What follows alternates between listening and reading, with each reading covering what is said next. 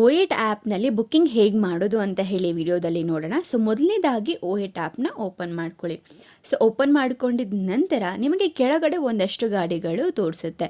Auto, hatch back, mini, sedan, SUV ಅಂತೆಲ್ಲ ಹೇಳಿ. ಅದ್ರ ಕೆಳಗಡೆ ಸೀಟಿಂಗ್ ಕೆಪಾಸಿಟಿ ಕೂಡ ಇದೆ. ಸೊ ನಿಮಗೆ ಯಾವ ಗಾಡಿ ಬೇಕು ಅದನ್ನು ಸೆಲೆಕ್ಟ್ ಮಾಡ್ಕೊಳ್ಳಿ. ಸೆಲೆಕ್ಟ್ ಮಾಡ್ಕೊಂಡಿದ್ದ ನಂತರ ಕೆಳಗಡೆ ನಿಮಗೆ 2 ಆಪ್ಷನ್ ಕೇಳುತ್ತೆ, ರೈಡ್ ಲೇಟರ್. ಸೊ ಅದನ್ನು ಆಮೇಲೆ ನೀವು ರೈಡ್ ಬೇಕು ಅಂತ ಅಂದ್ಕೊಂಡಿದ್ರೆ ರೈಡ್ ಲೇಟರ್ ಚೂಸ್ ಮಾಡಿ, ಇಲ್ಲ ಈಗಲೇ ಬೇಕು ಅಂತ ಅಂದ್ಕೊಂಡ್ರೆ ರಿಕ್ವೆಸ್ಟ್ ನೌನ ಚೂಸ್ ಮಾಡಿ.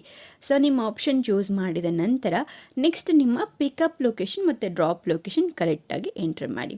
ಸೊ ಎಂಟ್ರ್ ಮಾಡಿದ ನಂತರ ಒಂದು ಎಸ್ಟಿಮೇಟೆಡ್ ಬಿಲ್ ಅನ್ನೋದು ಜನ್ರೇಟ್ ಆಗಿರುತ್ತೆ. ಸೊ ನಿಮಗೆ ಟೋಟಲ್ ಫೇರ್ ಎಷ್ಟು, ಸೊ ಎಷ್ಟು ಅಮೌಂಟ್ ಆಗಿದೆ, ಸೊ ಪರ್ ಕಿಲೋಮೀಟರ್ ಎಷ್ಟಾಗುತ್ತೆ, ಎಷ್ಟು ಡಿಸ್ಟೆನ್ಸ್ ಇದೆ, ಸೊ ಯಾವ ಟೈಮ್ಗೆ ರೀಚ್ ಆಗಬಹುದು ಮತ್ತು ಯಾವ ಗಾಡಿನ ಚೂಸ್ ಮಾಡಿದ್ದೀರಾ ಅನ್ನೋ ಕಂಪ್ಲೀಟ್ ಡೀಟೇಲ್ ನಿಮಗೆ ಅಲ್ಲಿ ತೋರಿಸುತ್ತೆ. ನಂತರ ನಿಮಗೆ ರೈಡ್ ಫೇರ್ ಎಷ್ಟು, ಬೇಸ್ ಫೇರ್ ಎಷ್ಟು, ಟೈಮ್ ಫೇರ್ ಎಷ್ಟು, ಪಿಕಪ್ ಚಾರ್ಜಸ್ ಎಷ್ಟಿದೆ, ಗೂಗಲ್ ಚಾರ್ಜಸ್ ಎಷ್ಟಾಗ್ತಿದೆ, GST ಎಷ್ಟು ಕಟ್ಟಾಗುತ್ತೆ, ಕ್ಯಾನ್ಸಲೇಷನ್ ಚಾರ್ಜಸ್ ಎಷ್ಟಾಗುತ್ತೆ, ಸೊ ಟೋಟಲ್ ಮತ್ತು ಸಬ್ ಟೋಟಲ್ ಎಷ್ಟಿದೆ ಅನ್ನೋ ಕಂಪ್ಲೀಟ್ ಡೀಟೇಲ್ಸ್ ನಿಮಗೆ ರೈಡ್ ಹೋಗೋದಕ್ಕಿಂತ ಮುಂಚೆನೇ ನಮ್ಮ ಆ್ಯಪಲ್ಲಿ ತೋರಿಸುತ್ತೆ. ಅದಿಷ್ಟು ಡೀಟೇಲ್ ನೀವು ನೋಡ್ಕೊಂಡಿದ್ದ ನಂತರ ನಿಮಗೆ ಓಕೆ ಆದರೆ ಕನ್ಫರ್ಮ್ ಬುಕ್ಕಿಂಗ್ ಮೇಲೆ ಕ್ಲಿಕ್ ಮಾಡಿ.